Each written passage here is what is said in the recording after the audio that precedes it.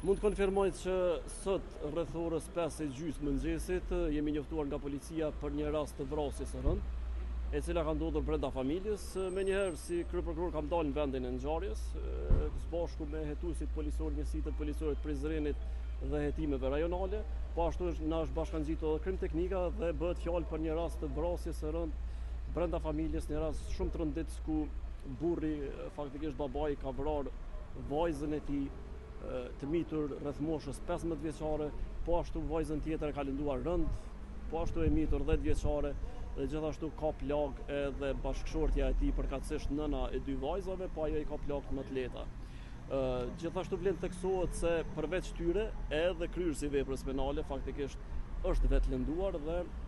vajza e vogël, tani më e mitura 10 vjeçare, gjendet në trajtim në QKK, përderisa 15 vjeçare ka ndruar jetë në vendin e ngjarjes. Po ashtu trajtim mjekësor është duke i dhënë edhe kryerësit veprës penale dhe bashkëshortës së tij.